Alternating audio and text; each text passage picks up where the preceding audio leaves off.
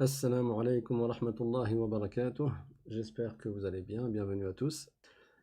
Aujourd'hui, on va continuer, Inch'Allah, dans la troisième partie de l'explication du voyage extraordinaire que le prophète sallallahu alayhi wa sallam a fait durant la nuit du voyage nocturne et de l'ascension, Al-Isra wal-Mi'raj. Et nous avions dit que c'était un grand miracle qui lui a été accordé, un miracle éminent parmi les plus grands de ces miracles. الحمد لله رب العالمين وصلى الله وسلم على سيدنا محمد وعلى آله وصحبه الطيبين الطاهرين اللهم لا سهل إلا ما جعلته سهلا وأنت يا حي يا قيوم تجعل الحزن إذا شئت سهلا. La louange est à Allah, le Seigneur des mondes, et que l'honneur et l'élévation en degrés soient accordés à notre maître Muhammad sallallahu alayhi wa sallam. Nous demandons à Allah qu'il nous fasse apprendre ce que nous ignorons, qu'il nous fasse nous rappeler de ce que nous avons oublié et qu'il nous augmente en connaissance. Et nous lui demandons de nous préserver de l'état des gens de l'enfer. Donc, j'ai expliqué hier et avant-hier que le prophète sallallahu alayhi wa sallam a reçu la visite de l'ange Gabriel, l'ange Jibril alayhi salam, alors qu'il était dans la maison de sa cousine Hani et qu'il dormait entre son cousin et son oncle. Il dormait entre son cousin Ja'far et son oncle Hamza. Ensuite, Jibril alayhi salam a donc soulevé le toit de la maison, il a pris le prophète avec lui jusqu'à côté de la Kaaba, là il lui a ouvert la poitrine, il a lavé son cœur avec de l'eau de Zamzam, puis il a versé dans sa poitrine un seau en or qui était rempli de hikmah et de iman, rempli de foi et de sagesse. Et après ils ont commencé un voyage alors qu'ils étaient sur une monture du paradis qui est le Buraq. Ils ont visité plusieurs endroits dans lesquels le prophète sallallahu alayhi wa sallam a accompli à chaque fois 2 rak'ah. Ils sont partis à Médine, ils sont partis à Madian, la ville du prophète Shu'aib alayhi salam. Ils sont partis à Tour Sayna, le mont Sinaï, dans lequel il y a eu un événement avec le prophète Moussa alayhi salam. Et ils sont partis à Bethléem, Baytul Laham, là où est né le prophète Jésus, le prophète Isa alayhi salam. Et à chacun de ces endroits-là, le prophète a accompli 2 rak'ah. Puis le prophète est parti avec Jibril à Jérusalem, dans la troisième meilleure des mosquées. Cette mosquée, le Masjid al-Aqsa, c'est une mosquée qui a été construite, selon ce qu'ont dit certains savants, 40 années après la construction de la Kaaba.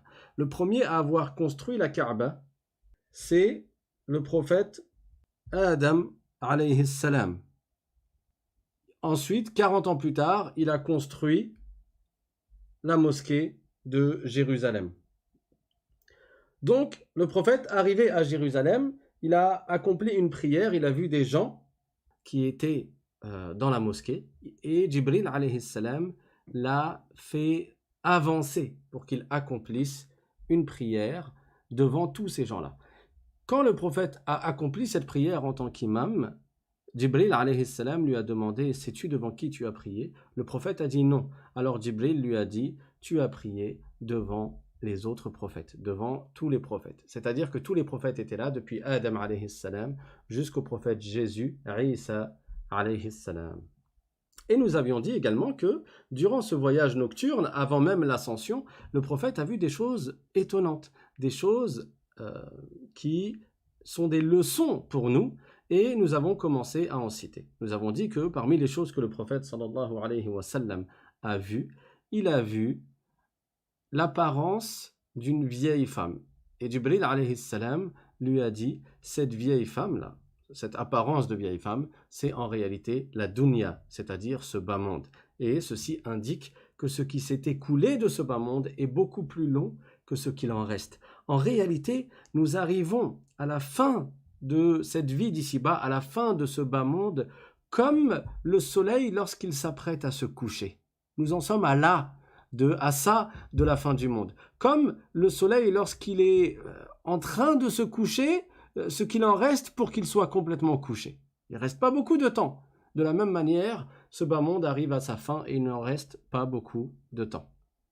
Parmi les choses que le prophète sallallahu alayhi wa sallam a vues, cette nuit-là, il a vu quelque chose qui était à l'écart de la route, qui n'était pas sur le chemin, il n'était pas sur la route. Et cette chose-là, elle appelait le prophète vers elle. Il inciter le prophète à venir vers lui. Et Jibril alayhi salam a dit au prophète sallallahu alayhi wa sallam, sir, c'est-à-dire continue ton chemin. Donc ne prête pas attention à cette chose qui t'appelle vers elle et qui n'est pas sur la route mais qui est à l'écart de la route. Ensuite, Jibril alayhi salam lui a dit que cette chose-là, c'était Iblis. Iblis, c'est qui? C'est le plus grand des shayatin, le plus grand des diables. Et c'est le père des djinns, et donc l'ancêtre des diables, et l'ancêtre de tous les djinns. Les djinns, comme nous l'avons expliqué précédemment, ce sont des créatures qui ont été créées à partir de feu. Le prophète sallallahu alayhi wa sallam a dit c'est-à-dire que les djinns ont été créés à partir d'un feu qui possède une flamme sans fumée, un feu pur qui a une flamme sans fumée. Et l'ancêtre des djinns, c'est Iblis. À l'origine, il ne s'appelait pas Iblis, il s'appelait Azazil. Et il adorait Allah, il était croyant, il était musulman, il était soumis à Allah subhanahu wa ta'ala. Il adorait Dieu alors qu'il vivait dans les cieux avec les anges. Iblis était dans les cieux avec les anges et il adorait Allah tout comme les anges adoraient et adorent Allah subhanahu wa ta'ala. Les djinns sont créés à partir de feu, tandis que les anges sont créés à partir de lumière. Et c'est pour cela qu'il n'est pas valable de dire que Iblis était un ange qui a été déchu par la suite. Non! Iblis a une descendance. Les anges n'ont pas de descendance. Iblis a été créé à partir de feu, comme cela est cité dans le Coran. Tandis que les anges ont été créés à partir de lumière. Les djinns se reproduisent, ils ont des enfants, ils ont des descendances. Alors que les anges ne se reproduisent pas, ils ne sont ni des mâles ni des femelles. Les djinns sont des mâles ou des femelles, etc., etc. Donc Iblis n'est pas un ange. Iblis, c'est un djinn. Et quand Allah a créé le prophète Adam alayhi salam, il a ordonné aux anges de se prosterner par salutation pour le prophète Adam alayhi salam. Et Allah a ordonné également à Iblis de se prosterner pour le prophète Adam alayhi salam en guise de salutation, non pas pour l'adorer, mais pour le saluer. Et dans le passé, à l'époque des anciennes communautés et des anciens prophètes, il était permis qu'on se prosterne pour un homme pour le saluer. Et ceci a été abrogé dans la communauté du prophète Mohammed sallallahu alayhi wa sallam. Maintenant, ça n'est plus permis de se prosterner pour un homme, même si c'est uniquement dans le but de le saluer. On n'a pas le droit de se prosterner pour autre que Dieu, pour autre qu'Allah subhanahu wa ta'ala. Iblis, qu'est-ce qu'il a fait? Il a refusé de se prosterner pour Adam. Comme cela est cité dans le Coran, il a dit « Ana khayrun minhu » il a dit je suis meilleur que lui, je suis meilleur que Adam, tu m'as créé à partir de feu et tu l'as créé à partir de tin. Le tin, c'est l'argile, c'est la terre mélangée avec l'eau. Donc Iblis, il n'a pas seulement désobéi à Allah, mais il s'est révolté, il s'est rebellé contre Dieu, et ceci est de la mécréance. Il s'est opposé à Dieu, et ceci est de la mécréance. Donc, il a été chassé et il a été, donc, ablasahullah, il a été maudit et il a été appelé Iblis. Alors, Iblis a été chassé après avoir mécru et après avoir fait ce qu'il a fait et il a été maudit. Alors, il a demandé à Allah subhanahu wa ta'ala de pouvoir vivre jusqu'à la fin du monde. Et ceci lui a été accordé. Il lui a été accordé de vivre jusqu'à la fin du monde. Ensuite, il a demandé à continuer à vivre jusqu'au moment du deuxième souffle. Et ceci ne lui a pas été accordé. Donc Iblis est encore vivant. Il a une grande descendance. Parmi eux, il y a des djinns qui sont musulmans et il y a des djinns qui ne sont pas musulmans. Et ce sont ceux qu'on appelle les diables, les shayatin. Voilà pour ce qui est de Iblis. Allah Ta'ala dit dans le Coran à son sujet Inna ash-shaytana lakum aduwwun fattakhidhuhu aduwwa. C'est-à-dire, le shaytan, le diable, est un ennemi pour vous. Il est pour vous un ennemi. Alors prenez-le comme ennemi, considérez-le comme votre ennemi. Et celui que tu considères comme ennemi, tu ne vas pas le suivre, tu ne vas pas l'écouter, tu ne vas pas lui obéir, tu ne vas pas lui faire plaisir, parce que c'est ton ennemi. Et notre plus grand ennemi, nous croyants, c'est le diable, c'est Iblis. Et le diable, qu'est-ce qu'il essaye de faire? Il essaye de faire tomber le maximum de gens dans la mécréance. Il essaye d'éloigner le maximum de gens du droit chemin, du chemin qui mène au paradis. Et il essaye de faire tomber les gens dans le péché. Il essaye de faire tomber les gens dans la mécréance. Et il a des sbires, il a des djinns qui sont à son service, des diables qui sont à son service, et qu'il envoie pour aller commettre la zizanie entre les gens et pour aller inciter les gens à commettre des péchés. Et parmi les djinns, il y a ce qu'on appelle le qarin. Le qarin, c'est un djinn qui est à côté de chacun d'entre nous. Le qarin, c'est un djinn qui est à côté de chacun d'entre nous. On a tous un qarin. C'est un djinn qui nous insuffle les mauvaises idées, les mauvaises suggestions, les mauvaises choses. Allah Ta'ala dit dans le Coran, Bismillahirrahmanirrahim, Qul a'udhu bi rabbin nas, malikin nas, ilahin nas, min sharril waswasil khannas, alladhi yuwaswisu fi sudurin nas min al-jinnati wan nas. Dans ces versets, Allah Ta'ala ordonne de demander la préservation de Dieu contre le shaitan qui insuffle des mauvaises idées. Alladhi yuwaswis, celui qui t'envoie des waswas, celui qui t'envoie des mauvaises suggestions. Et ces mauvaises suggestions qui parviennent dans ton esprit, tu dois les rejeter. Parfois, il y a des idées qui te viennent en tête, c'est pas toi qui as choisi de les avoir. C'est pas de ta faute. T'as pas fait exprès. Des mauvaises questions, des mauvaises idées, des mauvaises images, des mauvaises paroles. Elles te viennent comme ça. C'est pas toi qui as décidé qu'elles te traversent l'esprit. C'est ça, la waswasa du shaitan. Mais toi, tu n'as pas la capacité de les empêcher de venir à toi, ces mauvaises idées. Mais tu as la capacité de les rejeter. Tu dois les rejeter. Si il t'arrive des questions dans ta tête qui sont contraires à l'islam, par exemple, alors tu n'y prêtes pas attention. Un jour, le prophète, sallallahu alayhi wa sallam, alors qu'il était avec ses compagnons, il leur a dit, il peut arriver à l'un d'entre vous qu'une question lui survienne. Et c'est le shaitan, en fait, qui lui envoie la question. C'est le diable qui lui envoie la question. Et cette question, c'est quoi? C'est qui a créé ce monde? Alors la personne, dans sa tête, dans son esprit, elle répond, c'est Dieu qui a créé ce monde. Et alors lui survient une nouvelle question. Et cette nouvelle question, c'est de la mécréance. C'est quoi cette nouvelle question? La personne, il lui vient à l'esprit la question, et qui a créé Dieu? Or, personne n'a créé Dieu. Parce que Allah est éternel. Il n'a pas de début à son existence. Mais c'est des idées qui viennent à ton esprit. Tu n'as pas fait exprès de les avoir. C'est des questions qui surgissent dans ta tête. Tu n'as pas fait exprès de te les poser. En réalité, ce n'est pas toi qui te les poses. C'est le diable qui te les insuffle, qui te les souffle, qui te les envoie.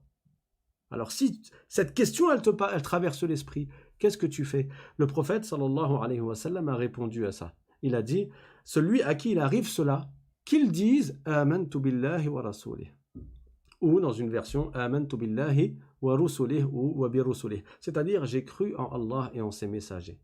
En d'autres termes, tu ne réponds pas à ces questions qui te traversent l'esprit. C'est du waswas, ne calcule pas. Tu ne fais pas un dialogue dans ta tête, à chaque question qui te parvient, tu réponds. Ça va te fatiguer. Le diable est là pour te faire tomber dans l'égarement. Il n'est pas là pour te poser des questions pour apprendre la vérité, pour apprendre la religion.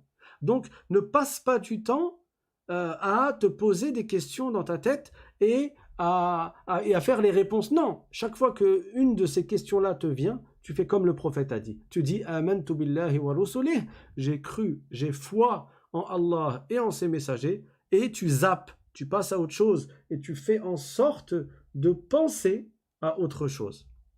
Et l'ancêtre de ces shayatines, et qui est l'ancêtre de tous les djinns, c'est Iblis, et on doit le prendre pour ennemi. Donc, je répète encore une fois, Iblis n'est pas un ange qui a été déchu, c'est un djinn, et c'est l'ancêtre des djinns, et c'est le plus grand des diables. Parmi les choses que le prophète sallallahu alayhi wa sallam a vues cette nuit-là, ou plutôt, cette nuit-là, le prophète sallallahu alayhi wa sallam a sentit une odeur. Alors qu'il était dans son voyage, il a senti une très bonne odeur. Alors il a demandé à Jibril alayhi salam, qu'est-ce que c'est que cette odeur? Il a senti une bonne odeur. Et Jibril alayhi salam lui a répondu, c'est l'odeur de la coiffeuse de la fille de Pharaon.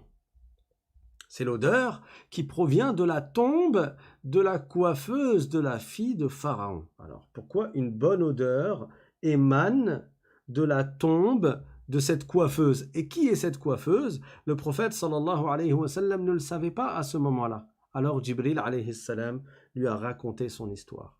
Et avant de vous raconter son histoire, je vais contextualiser, encore une fois, et on va essayer de faire un peu marche arrière avant d'entamer son histoire. C'est qui Pharaon d'abord? Il faut savoir que Pharaon, c'était un des gouverneurs d'Égypte. Et tous les gouverneurs d'Égypte sont des pharaons. Dans le passé, quand on disait Pharaon, on visait par là le gouverneur d'Égypte. Ce n'était pas son nom, ce n'était pas son prénom Pharaon.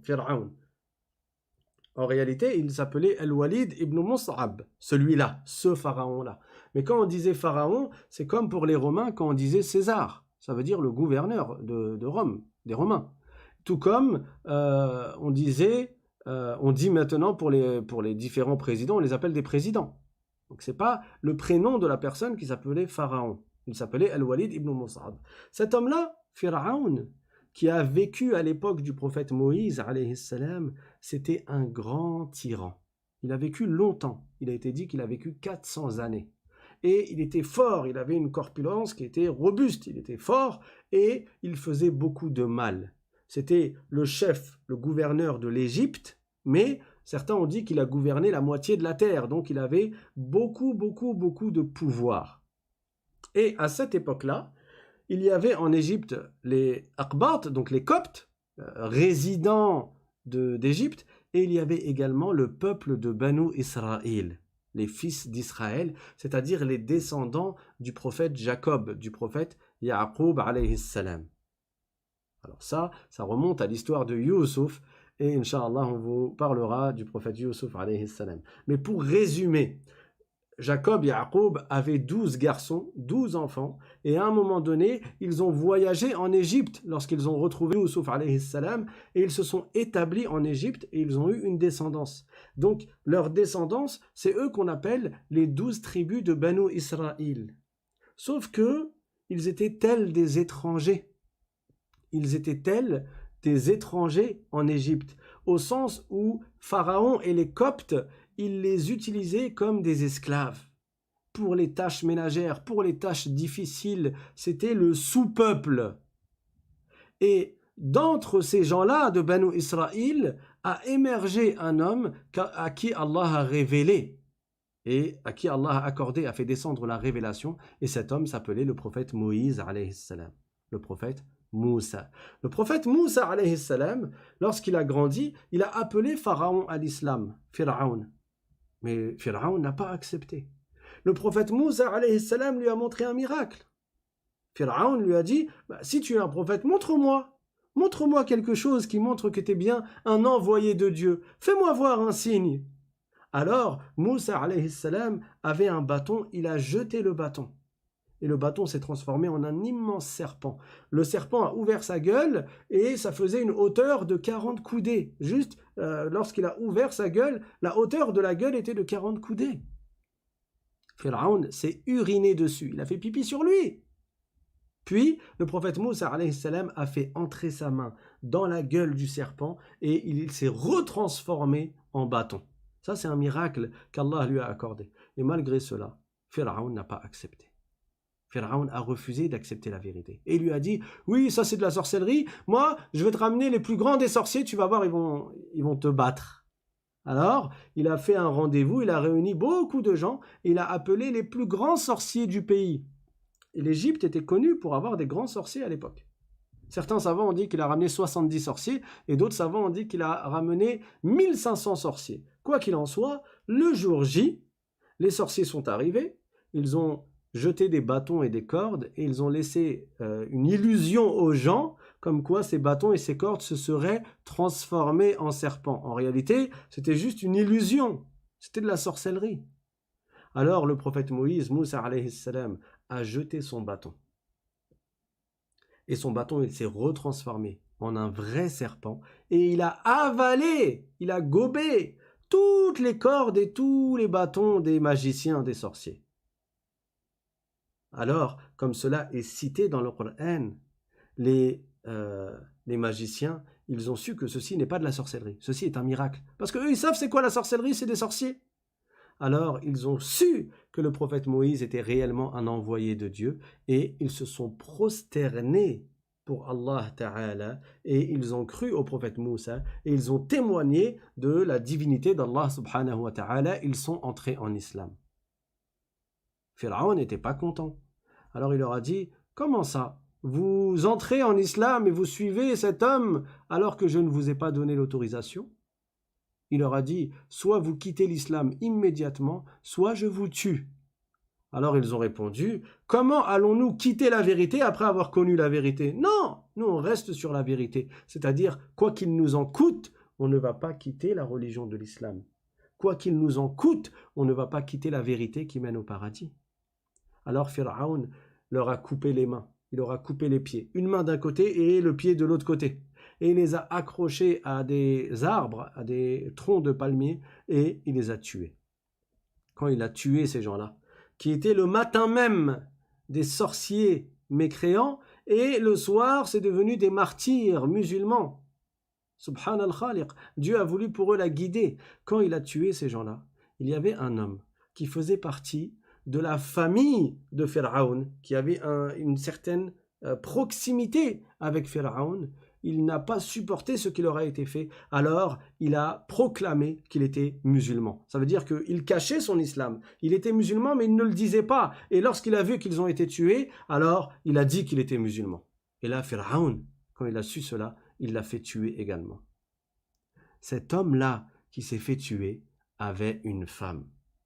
Cette femme était une coiffeuse. Elle coiffait qui? Elle coiffait une fille. Et la fille qu'elle coiffait, c'était la fille de Pharaon, la fille de Pharaon. Donc la femme de ce musulman qui est mort martyr, c'était la coiffeuse de la fille de Pharaon. Elle a vu que son mari était tué, mort. Alors elle ne disait pas qu'elle était musulmane. Sauf qu'un jour, alors qu'elle peignait la fille de Pharaon, la fille de Pharaon, elle a fait tomber son peigne. Et quand elle a voulu ramasser son peigne, elle a dit quoi? Elle a dit Bismillah, comme disent les musulmans. Elle a dit Bismillah. Alors la fille de Pharaon, elle a dit, ah bon? Tu as donc un seigneur autre que mon père? Parce que Pharaon prétendait être un dieu, comme cela est cité dans Surat An-Nazi'at, dans le Coran. Il disait Ana rabbukumul a'la. Il disait, je suis votre Seigneur majestueux. Il disait aux gens de l'adorer lui. Alors, sa fille a dit à la coiffeuse, tu as un Seigneur autre que mon père? Et la coiffeuse a répondu, Rabbi wa rabbu abiki huwa Allah. Elle lui a dit, mon Seigneur et le Seigneur de ton père, c'est Allah. Alors elle a dit, je vais dire à mon père. La coiffeuse, elle lui a dit, va dire à ton père. Et elle est partie le dire à son papa. C'était qui son papa? Si vous suivez, c'était Pharaon. Son père, quand il a su cela, il est venu la voir et lui a dit, tu as un Seigneur autre que moi? Et elle lui a répété la même chose. Mon Seigneur et ton Seigneur, c'est Allah. Alors il lui a dit, quitte immédiatement l'islam. Elle a dit, non, je ne quitte pas l'islam. Imaginez-vous le courage de cette femme. Elle n'avait pas devant elle un patron de Zama dans l'entreprise. Elle n'avait pas devant elle son N+1. Elle n'avait pas devant elle je ne sais qui. Elle avait devant elle le gouverneur d'Égypte qui terrorisait les gens. Les gens avaient peur de lui. Des gens l'adoraient parce qu'il leur disait de l'adorer. Elle avait lui devant elle et elle n'a pas frémi. Elle lui a dit, mon Seigneur et ton Seigneur, c'est Allah. Elle n'a pas quitté l'islam par peur d'un être humain. Elle n'a pas délaissé sa foi parce que quelqu'un l'a menacée en face. Et en plus, il l'a menacée de quoi? Il l'a menacée de mort. Il la menaçait pas de perdre de l'argent ou de perdre un emploi ou de perdre quelques profits ou quelques bénéfices.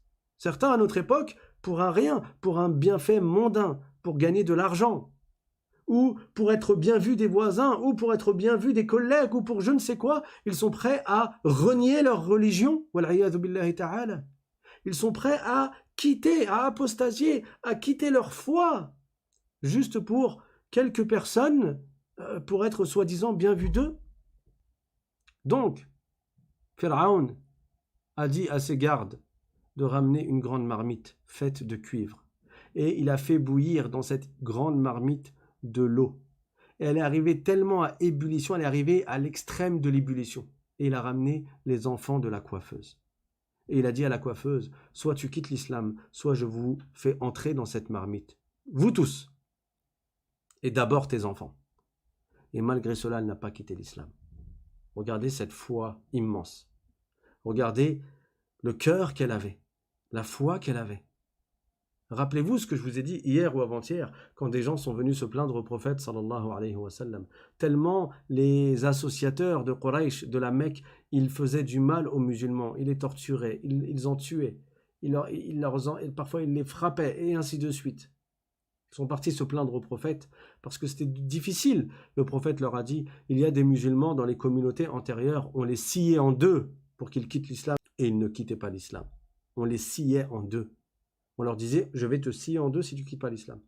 Si tu quittes pas l'islam. Et lui, il ne quittait pas l'islam. Et il mourait martyr comme cela. Subhanallah. Alors, Pharaon a jeté son enfant le plus grand. L'eau était tellement bouillante et elle voyait son fils se faire tuer par la torture. L'eau était tellement bouillante que la chair a fondu sur les os et la chair s'est détachée des os. Et elle n'a pas quitté l'islam pour autant. Il lui a dit, quitte l'islam. Elle a dit non. Il a jeté le deuxième, le plus jeune. Et pourtant, c'était très dur. Qu'est-ce qu'il y a de plus dur dans ce bas monde pour une femme de voir ses enfants mourir devant elle, et en plus par d'atroces douleurs comme celle-là. Mais elle n'a pas quitté l'islam. Il a tué le troisième, et ainsi de suite, jusqu'à arriver au dernier. Le dernier, c'était un bébé. C'était un tiflun radi', c'est-à-dire qu'il tétait encore le sein de sa mère, elle l'allaitait encore. Et un bébé qu'on allaite, il ne parle pas, n'est-ce pas? Ils sont encore trop bébés, ils ne parlent pas quand on les allaite. Les nourrissons.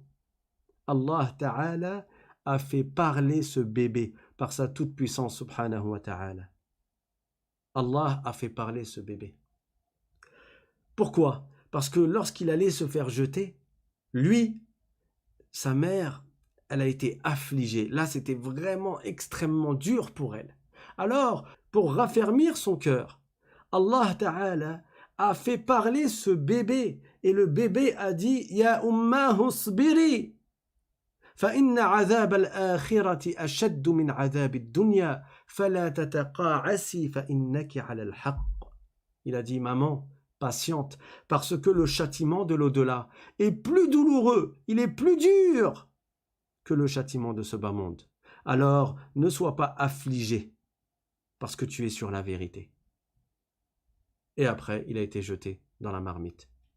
Puis, avant de se faire tuer elle-même, la coiffeuse a dit à Pharaon, j'ai une requête à te faire.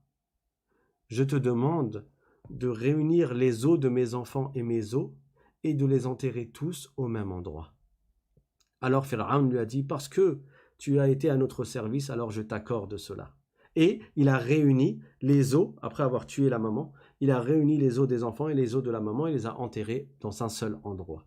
Et c'est de cet endroit-là, la tombe de la coiffeuse de la fille de Pharaon, qu'émanait cette senteur très bonne, cette bonne odeur que le prophète sallallahu alayhi wa sallam a senti la nuit du voyage nocturne et de l'ascension.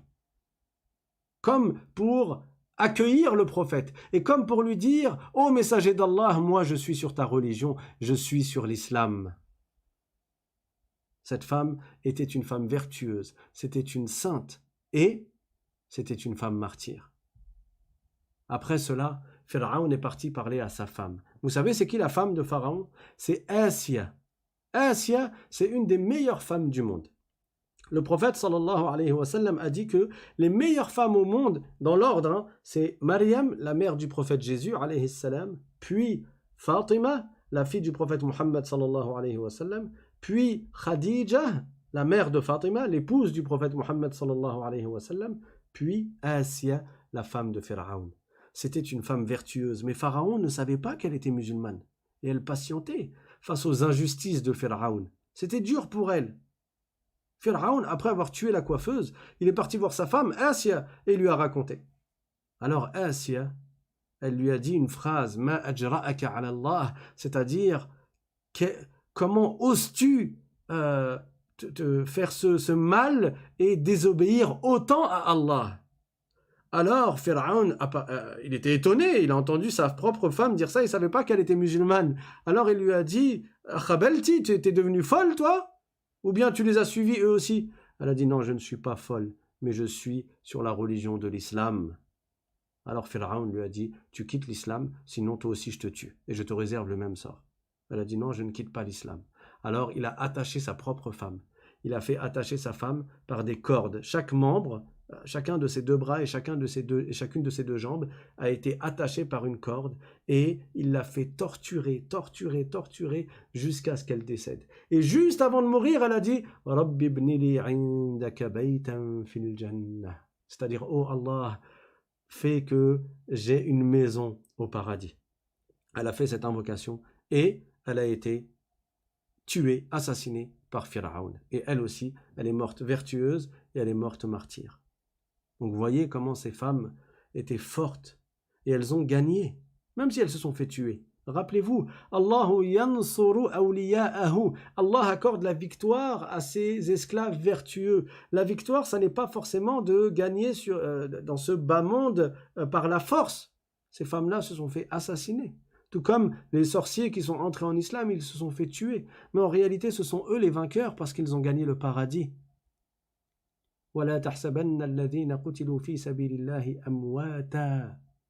Ces gens-là, en réalité, ils ont gagné, ce sont eux les vainqueurs. Pourquoi? Parce qu'ils sont sortis de cette vie-là avec la foi complète et ils ont gagné le paradis dans l'au-delà.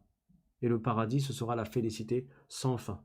Alors certains vont dire, attends, mais dans ton histoire, là, il y a un bébé qui parle. Comment ça, un bébé parle? Oui, Allah est sur toute chose, tout puissant. Et le bébé de la femme qui coiffait la fille de Pharaon, ça n'est pas le seul bébé qui a parlé. N'est-ce pas que le prophète Jésus, alayhi salam, lui aussi, il a parlé quand il était bébé? Et ça, c'est même écrit dans le Coran. Quand Maryam a eu son bébé alors qu'elle n'avait pas d'époux, mais l'ange Gabriel, Jibril alayhi salam, est venu lui insuffler l'âme de Isa alayhi salam dans son ventre alors qu'elle était vierge. Maryam, la mère de Jésus, elle était vierge, elle n'était pas mariée, mais elle n'a pas fait la fornication. Sauf qu'elle s'est retrouvée un jour comme ça avec un bébé, et les gens de sa ville, ils l'ont accusée d'avoir fait la fornication, parce qu'elle n'était pas mariée. Alors, ils sont mis à la blâmer. Et Maryam, alayha salam, cette femme vertueuse, la meilleure des femmes du monde, qu'est-ce qu'elle a fait? Elle a fait le vœu de ne pas leur parler. Alors quand il l'a blâmée, il lui demandait comment elle est arrivée avec cet enfant-là, qui était le prophète Jésus, alayhi salam. Elle a pointé du doigt son bébé, comme pour dire parlez avec lui. Moi je ne parle pas. Vous voulez savoir, vous parlez avec mon bébé. Il venait de naître, le prophète Jésus, alayhi salam. Allah Ta'ala dit dans le Coran, يا أخت هارون ما كان أبوك امرأ سوء وما كانت أمك بغيا. C'est-à-dire que les gens lui ont dit ton père, c'était pas quelqu'un de mauvais et ta mère, ça n'était pas une prostituée, ça n'était pas une fornicatrice. Alors comment as-tu osé faire cela? Parce qu'il pensait qu'elle avait fait la fornication. Puis, Allah nous apprend ce qu'elle a fait.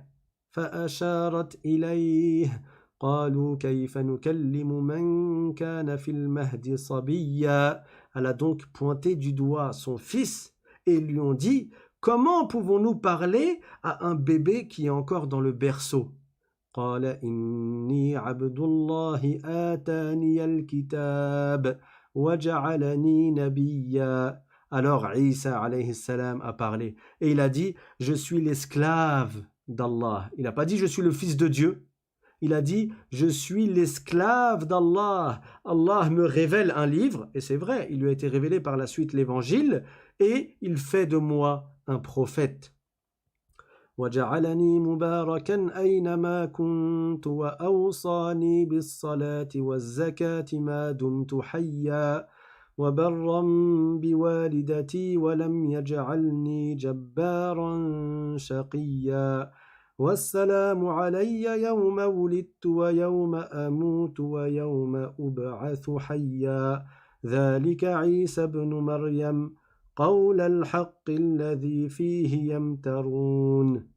Donc, Isa alayhi salam a dit « Je suis l'esclave d'Allah ». C'était un bébé, il venait de naître. Il a dit « Je suis l'esclave d'Allah ». Dieu m'a accordé un livre et il a fait de moi un prophète. Et il a fait que je sois béni où que je sois. Là où je vais, je suis béni. Et il m'a recommandé, Allah m'a prescrit la prière, la zakat, tant que je suis vivant. Et il m'a ordonné d'être bienfaisant envers ma mère. Et il n'a pas fait de moi un tyran et quelqu'un de mauvais qui aura une mauvaise fin. والسلام علي يوم ولدت ويوم أموت ويوم أبعث حيا ذلك عيسى ابن مريم. Donc il s'agit là de Isa ibn Maryam قول الحق الذي فيه يمترون, et ceci est la vérité. Donc Isa alayhi salam, lui aussi, quand il était bébé, il a parlé. Ça existe. Dieu est tout puissant. Dieu, il fait que des bébés parlent s'il le veut. Vous connaissez l'histoire du prophète Yusuf alayhi salam. Quand la femme de Al-Aziz, Imra'atul Aziz, elle l'a accusé, elle a voulu faire la fornication avec lui, il n'a pas voulu, il s'est éloigné d'elle, il ne s'est pas rapproché d'elle, il n'a pas fait la fornication avec elle, il n'a même pas été tenté de faire la fornication avec elle. Le prophète Yusuf alayhi salam était extrêmement chaste. Alors, quand il s'est éloigné d'elle, comme Dieu le dit dans le Coran, il s'est précipité vers la porte et elle s'est précipitée vers lui pour le rattraper. Et au moment où il est arrivé à la porte, le mari de cette femme est arrivé. Imaginez la scène. Lui, il va vers la porte pour s'éloigner d'elle. Elle le poursuit parce qu'elle veut forniquer avec lui. Et au moment où il arrive à la porte, le mari de la femme est là. Et elle a essayé de l'attraper. Elle l'a attrapé par derrière. Elle lui a déchiré son vêtement par derrière. Qu'est-ce qui s'est passé? Cette femme, avant que Yusuf alayhi salam ne puisse parler, elle a dit à son mari, « Qu'est-ce que tu fais? Qu'est-ce que tu vas faire comme châtiment pour quelqu'un qui a voulu faire du mal à ta femme ?» Elle a voulu accuser Yusuf alayhi salam. Mais Yusuf est chaste, c'est un prophète. Les prophètes ne font pas la fornication. Alors Yusuf alayhi salam, il a dit, « Non, c'est pas moi, c'est elle qui a voulu, c'est pas moi. » Il s'est défendu, bien sûr. Alors, Allah a fait parler un bébé qui faisait partie de la famille. Et ce bébé-là, il n'était pas en âge de parler. Et c'était le témoin, comme un témoin, parce que ce qu'il va dire, ce qu'il a dit, c'était ce qui allait permettre d'innocenter le prophète Yusuf alayhi salam. Alors le bébé, qu'est-ce qu'il a dit? Il a dit, si le qamis de Yusuf, le vêtement de Yusuf, est déchiré par devant, ça veut dire que c'est lui qui a voulu forniquer avec elle, et elle s'est débattue, alors elle lui a déchiré son vêtement par devant. Par contre, si son qamis, son vêtement, est déchiré par derrière, ça veut dire que lui, il s'est retourné et qu'il voulait s'en aller, et que c'est elle qui a essayé de le rattraper, et donc c'est elle qui est en tort. Et comme ils ont vu que le vêtement était déchiré par derrière, ils ont su que Yusuf était innocent. Et de toute manière, Zalikha, la femme de Al-Aziz, elle-même, elle a reconnu l'innocence du prophète Yusuf, alayhi salam. Plus tard, elle a dit « Al-ana hashas al-haqq, ana rawattuhu an nafsih » c'est-à-dire, maintenant, la vérité a éclaté, c'est moi qui ai essayé c'est moi qui ai voulu faire la fornication. Donc, ce bébé-là qui avait parlé à ce moment-là, il n'était pas en âge de parler, il était dans le berceau. Mais Allah est tout puissant et il fait parler qui il veut. Dieu, il fait même parler des animaux. Dieu a fait parler des animaux par sa toute-puissance. Un jour, il y a un berger, il a vu qu'un loup, il s'attaquait à son troupeau et il a réussi à attraper une brebis. Alors le berger, il est venu sauver sa brebis. Et le loup, il lui a dit « Ala tattaqillah, tanzi'u minni rizqan, saqahu Allahu ilay » Le loup, il lui a dit ne crains-tu pas Dieu? Tu me retires la subsistance que Dieu a mis entre mes mains? Alors le berger, il était choqué. Imagine un loup qui parle devant toi. Le loup, il parle. Et c'est ce qu'il a dit, le berger. Il a dit, Ya ajabi, dhi'bun yukallimuni bi kalam al-ins. Il a dit, mais qu'est-ce que c'est étonnant?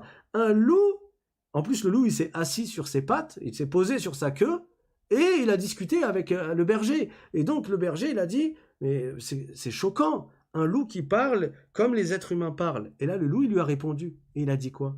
Il a dit, Ala ukhbiruka bi a'jaba min dhalik. Il a dit, tu veux que je t'informe de quelque chose d'encore plus étonnant que cela? Muhammad sallallahu alayhi wa sallam bi Yathrib yukhbiru an-nas bi anba'i ma qad sabaq.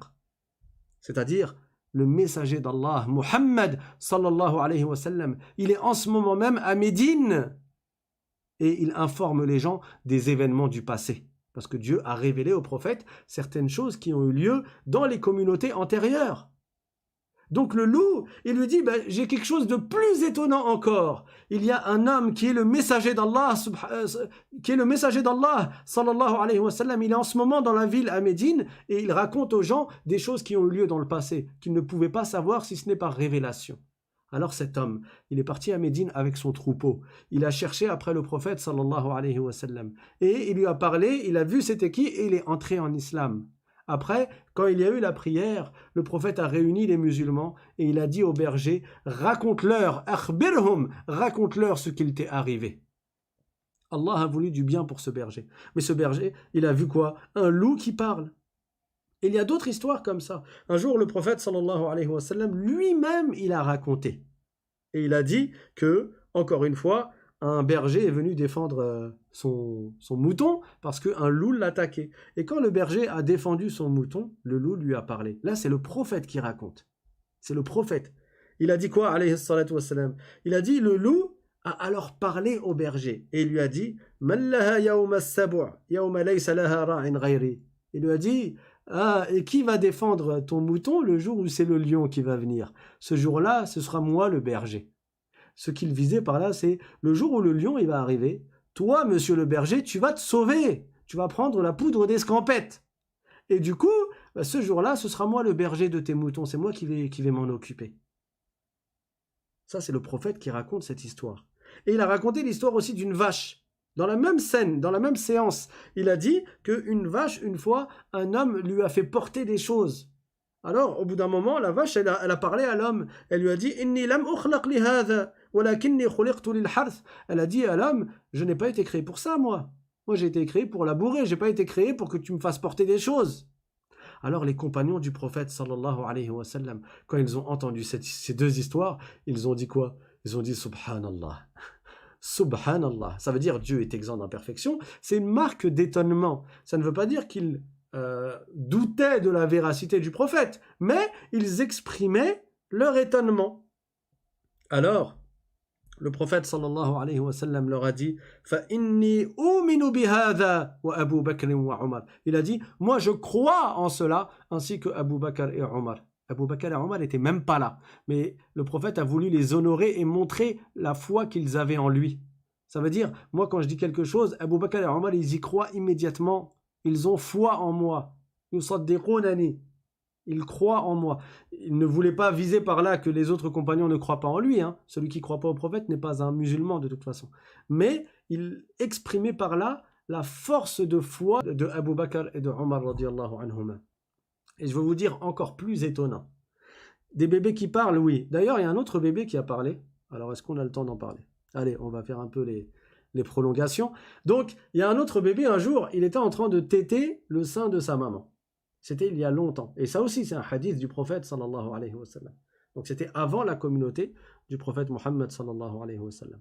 Le prophète a raconté à ses compagnons qu'une femme allaitait son bébé, donc encore une fois en âge d'être un bébé, pas en âge de parler, et elle a vu un homme qui était dans des habits luxueux, des habits de classe, et il était sur une monture et il avait plein de gardes avec lui et plein de gens à son service. Donc c'était vraiment quelqu'un qui avait du pouvoir, qui avait de la richesse, qui avait des gens à son service.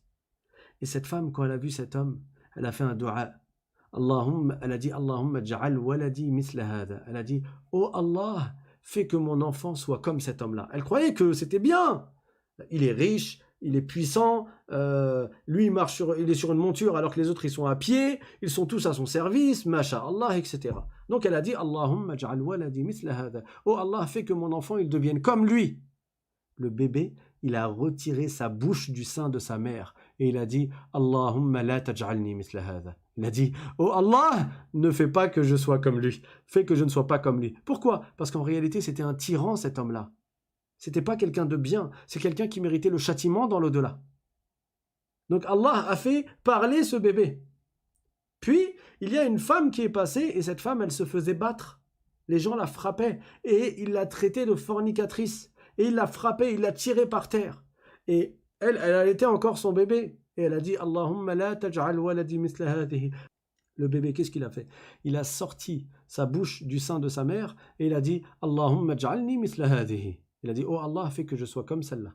Parce qu'en fait, c'était une femme vertueuse qui subissait des injustices, qui était accusée à tort, mais qui avait la foi et qui avait la foi complète. Allah Ta'ala a fait parler ce bébé. Et ça, c'est le prophète sallallahu alayhi wa sallam qui l'a raconté, et donc on y croit, même si nous, on n'a pas vu cela. Et je vais aller encore plus loin, autre que les bébés, autre que les animaux. N'est-ce pas qu'au jour du jugement, Allah Ta'ala va faire parler nos organes vont témoigner de ce qu'on a fait ici-bas, ce que tu as fait de bien, ce que tu as fait de mal. Allah Ta'ala dit dans Surat Yasin, et le musulman croit au Coran, celui qui ne croit pas au Coran n'est pas musulman. Allah dit dans Surat Yasin Al-yawma nakhtimu ala afwahihim wa tukallimuna aydihim wa tashhadu arjuluhum bima kanu yaksiboun. Ce jour-là, au jour dernier, nous allons sceller leur bouche. Ces gens-là qui veulent mentir au sujet de ce qu'ils ont fait. Ils ne veulent pas dévoiler leurs péchés et donc ils vont essayer de mentir, ils vont vouloir mentir sur ce qu'ils ont fait ou pas fait dans ce bas monde. Allah va sceller leur bouche, ils ne pourront pas parler avec leur langue. Ce jour, nous scellerons leur bouche. Et ce seront leurs mains qui nous parleront. Et leurs pieds qui témoigneront qui témoigneront de ce qu'ils faisaient dans ce bas monde. Il n'y aura pas d'échappatoire dans l'au-delà. Tu ne pourras pas mentir. Tu ne pourras pas esquiver. Si tu as fait du mal et tu ne t'en es pas repenti, au jour dernier, tu devras répondre de ce mal. Tu seras interrogé sur chacun de tes actes. Et si tu veux mentir, ta bouche, elle sera scellée et tes mains parleront. Ta peau, elle parlera. Dans un autre verset du Coran, Allah Ta'ala dit وَقَالُوا لِجُلُودِهِمْ لِمَ شَهِدْتُمْ عَلَيْنَا قَالُوا أَنْطَقَنَا اللَّهُ الَّذِي أَنْطَقَ كُلَّ شَيْءٍ. Et ils diront à leur peau, pourquoi avez-vous témoigné contre nous? Et la peau répondra, c'est Allah qui nous a fait parler, et c'est Allah qui fait parler toutes choses. Allah est le créateur de toutes choses. Chaque chose a lieu par la puissance d'Allah, par la création d'Allah, par la volonté d'Allah et conformément à la science d'Allah. Et rien n'échappe à sa science, et rien n'arrive contrairement à ce qu'il a prédestiné et à ce qu'il a voulu de toute éternité. Donc, tout ça pour dire que dans la nuit du voyage nocturne et de l'ascension, le prophète sallallahu alayhi wa sallam a senti une très bonne odeur et il a demandé à Jibril alayhi salam qu'est-ce que c'était que cette odeur, et Jibril lui a répondu cette odeur provient de la tombe de la coiffeuse de la fille de Pharaon. Et le prophète est parti visiter la tombe de cette femme vertueuse. Le prophète est parti visiter la tombe de cette femme vertueuse. Il est parti visiter cette tombe, il est parti visiter cette saliha. J'insiste sur cette phrase-là, je la détaillerai, Inch'Allah, ultérieurement, et j'expliquerai alors pourquoi j'ai insisté en répétant cette phrase. Le prophète a visité la tombe d'une femme vertueuse. On va s'arrêter là pour aujourd'hui, Inch'Allah ta'ala. Je vous donne rendez-vous demain à 20h. Pour vous raconter les autres choses que le prophète sallallahu alayhi wa sallam a vues dans la nuit du voyage nocturne et de l'ascension. Donc pour ceux qui sont nouveaux, encore une fois, je vous rappelle que vous pouvez vous inscrire par mail à l'islam.simplement@gmail.com afin de recevoir le lien des cours. Nous donnons habituellement 3 cours par semaine. Alors cette semaine exceptionnellement c'est tous les jours parce qu'on parle du voyage nocturne et de l'ascension. D'ailleurs la nuit du 27 du mois de Rajab, c'est ce soir, puisque c'est demain, le 27e jour du mois de Rajab, et la nuit précède le jour en islam. Donc, habituellement, nous donnons cours tous les lundis, jeudis, samedis à 20h, et pour recevoir le lien quelques minutes avant le cours, il vous suffit d'envoyer un mail à l'islam.simplement@gmail.com. Idem, si vous avez des questions, vous les envoyez par mail, Inch'Allah.